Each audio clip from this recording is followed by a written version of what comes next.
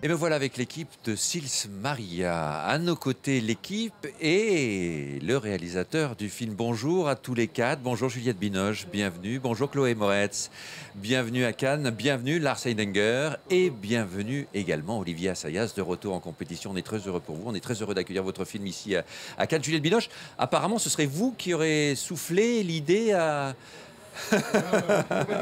Olivier, comment ça s'est passé réellement? Non, mais avec le micro, s'il vous plaît. Voilà, c'est mieux. On entend mieux le vent, là, le vent des montagnes suisses. Comment ça s'est passé exactement? Tout simplement, j'étais en vacances, comme ça m'arrive parfois, et j'ai eu l'idée d'aller vers le féminin avec 3 parties, et je me suis dit, tiens, avec qui est-ce que j'ai envie de faire ce film-là ou cette idée-là, parce que c'était vraiment une idée lancée comme ça, mais il n'y a absolument rien de développé. J'ai appelé Olivier parce qu'on avait tourné l'heure d'été et j'avais été un peu frustrée parce que je trouvais qu'il avait peur des femmes, il avait peur de moi, il se cachait derrière ses techniciens et ça m'a vraiment... Je me dis non mais moi je veux le connaître ce type-là.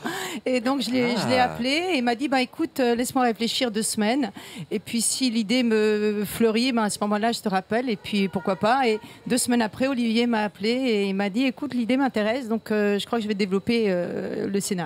Oui, voilà. ça m'a pris 2 ans. Oui, j'imagine, qui est magnifiquement écrit d'ailleurs. Ouais. Mais c'est vrai que vous aviez eu peur de Juliette Binoche sur l'heure d'été, peur des femmes en général. Non, enfin oui, non, mais disons que c'était...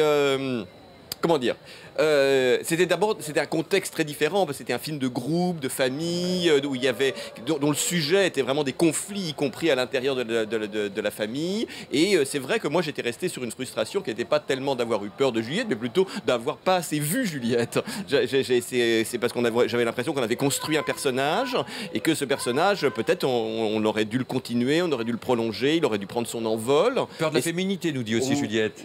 Oui, certainement. On a parlé de Bergman et je crois que l'envie, quand même Bergman, c'est imprimé en nous parce que c'est un cinéma de génie et le féminin est magnifiquement vécu à travers ses films. Et je crois que cette envie-là, on l'a partagée aussi. Il y avait cette envie de faire un clin d'œil aussi à ces rapports de femmes compliqués, mais à la fois profonds et aussi légers, parce qu'il y a de la légèreté aussi dans on espère qu'il y a de la comédie. Bien sûr, il y a de la comédie. L'idée, c'était d'aller vers quelque chose qui évoquerait Bergman, parce que moi, c'est quelque chose qui a beaucoup compté, puis dont j'ai l'impression de m'être éloigné. À un moment donné, c'est vrai que Juliette m'a donné l'occasion de revenir vers des choses qui ont beaucoup compté pour moi, mais peut-être sur un registre plus léger, plus libre aussi. Ça veut dire qu'on ne peut pas rejouer le même rôle. Ça veut dire qu'une actrice doit accepter de perdre sa jeunesse. Qu'est-ce qui vous a intéressé pas que les actrices. Oui, c'est ça. Je crois tout le monde. C'est vrai. C'est pour ça que le film concerne tout le D'ailleurs, monde. qu'est-ce que vous en pensez, vous? Je ne suis pas là pour en parler, mais il y a... Qu'est-ce qui vous avait intrigué, qu'est-ce qui vous avait donné envie d'écrire pendant 2 ans? On a une histoire commune en fait avec Juliette. On était ici il y a longtemps, ensemble, quand on débutait. Rendez-vous 85, effectivement, dans votre Chili qui était là. Jouer une actrice, une jeune actrice. Et au fond, on a mis tellement longtemps à se trouver l'un et l'autre que c'était presque un sujet en soi. Et que d'une certaine façon, l'idée d'écrire autour de Juliette, pour Juliette, ça, pour moi, ça impliquait de prendre en compte le temps qui s'est passé, comment on a vécu d'abord la découverte du cinéma, et puis comment on a vécu l'un et l'autre dans le cinéma, et comment on survit aujourd'hui. Après ce premier rendez-vous, c'était en 1985. Là, vous avez pris rendez-vous avec Chloé Moretz, qui joue donc la jeune actrice. Et c'est les valeurs montantes qui sont là, une actrice très très douée, très talentueuse. Pourquoi vous avez choisi Chloé, Olivier Assayas? Parce que c'est évident dans le film, je crois. Elle est vraiment assez géniale, elle est étonnante. Moi, je l'avais vue surtout encore très jeune dans Hugo Cabret. Et puis, en fait, on s'est rencontrés vraiment à Toronto. Je suis allé la voir sur un tournage, quand elle tournait Carrie, je crois. Et registre. Mais vous connaissiez Olivier Assayas, vous connaissiez son cinéma, Chloé?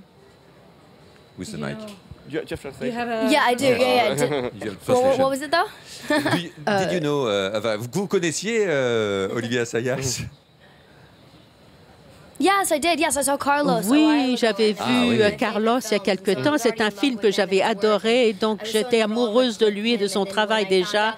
Et quand j'ai appris qu'ils allaient faire ce projet avec Juliette et Olivier, alors là, ça m'a emballée. J'ai lu le scénario et je voulais faire tout ce que je pouvais pour y participer. Et j'étais à Toronto à l'époque et je faisais des retournages et on s'est rencontrés et on était très fatigués. Mais enfin, tout s'est très bien passé. Elle est très amusante, la jeune star que vous incarnez, avec ses côtés trash. Vous avez dû vous amuser, non, avec Olivier, à recréer ces scènes que l'on trouve sur Internet, ces moments trash et tout ça. Comment ça s'est passé, ces moments-là? C'était intéressant, jouer ce rôle de Joanne avec sa personnalité très particulière.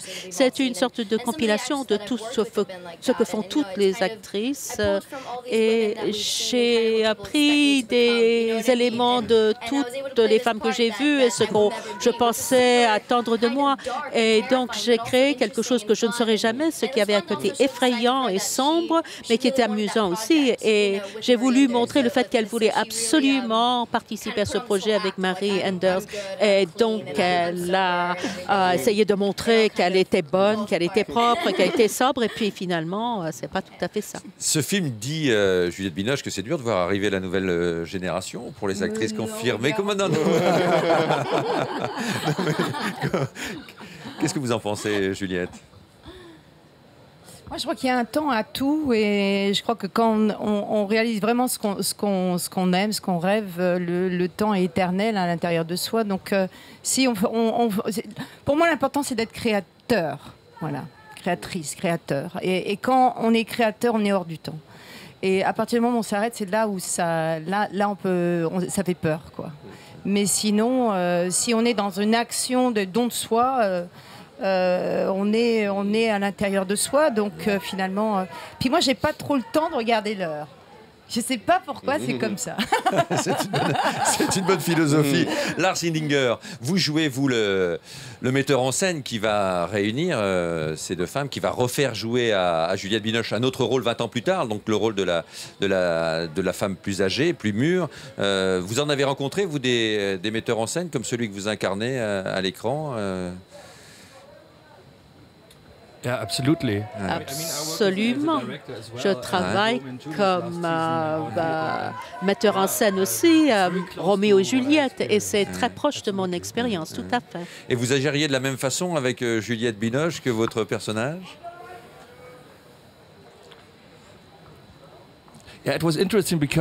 C'était intéressant parce que dans un sens, on a parlé de ça, pas vraiment. On a évoqué ça quand Juliette était à Berlin. Elle m'a vu mon théâtre et nous nous sommes rencontrés après. C'était intéressant parce que cette conversation a tellement de strates. Il y avait un côté enjoué. C'est ce que j'aime. Ça n'était pas faisait pas vraiment partie de notre conversation. C'est une actrice tellement attrayante et je suis tombée amoureux d'elle d'emblée parce que, comme elle disait, ce que je n'ai pas vraiment connu avant, c'est, comme elle l'a dit, qu'elle donne tellement d'elle. Et je connais beaucoup d'actrices qui sont très concentrées et c'est une actrice avec laquelle j'ai trouvé le travail très satisfaisant. Ah, ça va, Juliette? Oui. Bienvenue à Cannes. It was written by Juliette. C'est ça. C'est Juliette qui a écrit ça. C'est l'idée de Juliette. Olivier Assayas, il y a aussi ces montagnes, magnifiques montagnes que vous filmez superbement.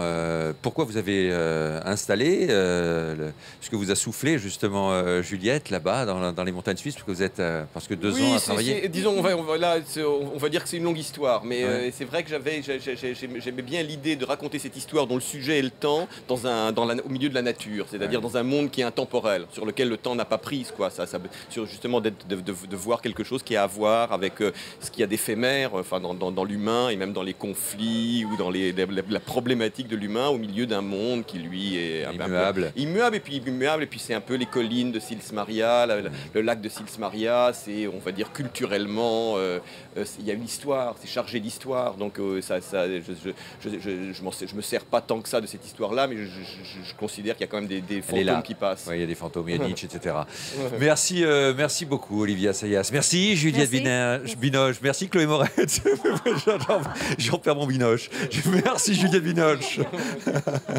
Merci aussi beaucoup, Lars Heidinger. On vous souhaite un bon festival à tous les quatre. Sils Maria, de nouvelles images de Sils Maria en compétition officielle à Cannes, je vous le rappelle.